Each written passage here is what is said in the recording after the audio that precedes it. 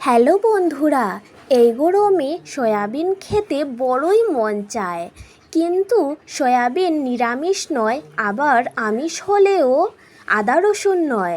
তাহলে বন্ধুরা, আজ বানাবো আদা রসুন ছাড়াই সয়াবিন তরকারি।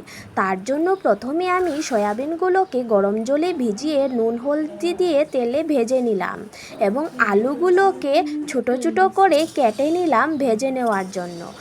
এখানে আমি ধনিয়া, জিরে, হলুদ, লঙ্কা গুঁড়ো এবং নুন নিয়ে নিলাম তড়কা দেওয়ার জন্য। একটি টমেটো ছোটো ছোটো করে কেটে নিলাম। প্রথমে আমি কড়াই গরম হয়ে যাওয়ার পর 50 গ্রাম পরিমাণে সরিষা তেল ঢেলে দিলাম। সরিষা তেল গরম হয়ে যাওয়ার পর কেটে রাখা আলুগুলো ছেড়ে দিলাম।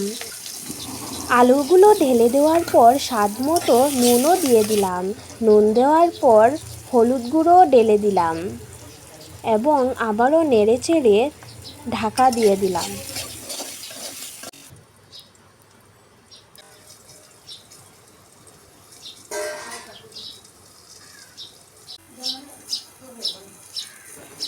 আলুগুলো ভালোভাবে হয়ে যাওয়ার পর কড়াই থেকে তুলে নিলাম।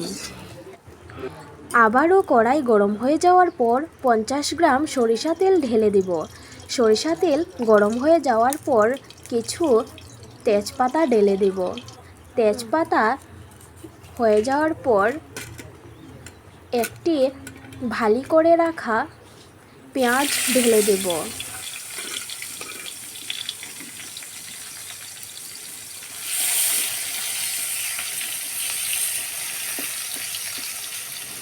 পেঁয়াজগুলো হয়ে যাওয়ার পর আমি গোটা জিরা এবং সর্ষে তেলে ঢেলে দিলাম।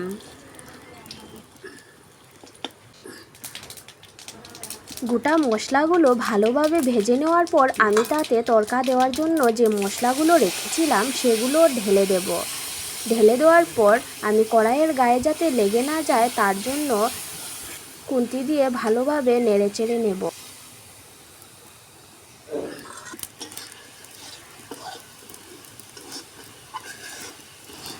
তো বন্ধুরা, মশলাগুলো ভালোভাবে ভেজে নেওয়ার পর তাতে আমি কেটে রাখা টমেটো ঢেলে দেব।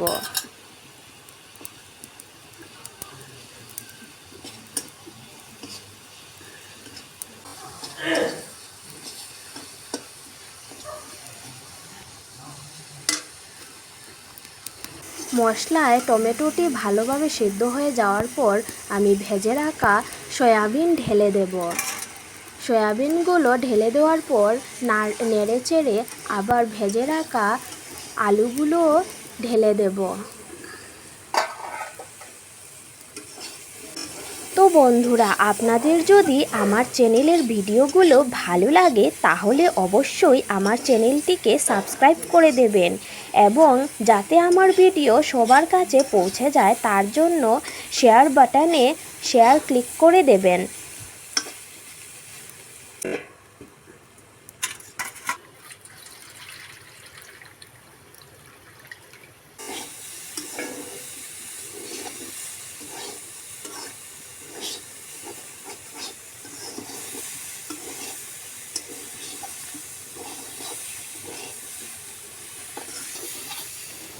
আলু সয়াবিনগুলো মশলায় ভালোভাবে ভেজে নেওয়ার পর আমি ঝোলের জন্য পরিমাণ মতো জল ঢেলে দিলাম।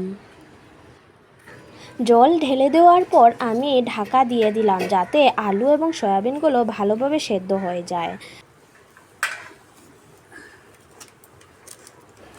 ঢাকা উঠানোর পর নেড়েচেড়ে গরম মশলা এবং মিট মশলা তরকারিতে ঢেলে দেব।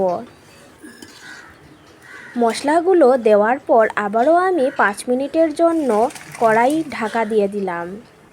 তো বন্ধুরা, গ্রীষ্মকালের আদা রসুন ছাড়া সয়াবিন তরকারি কেমন হয়েছে অবশ্যই কমেন্ট বক্সে জানাবেন। ধন্যবাদ বন্ধুরা, ভালো থাকবে।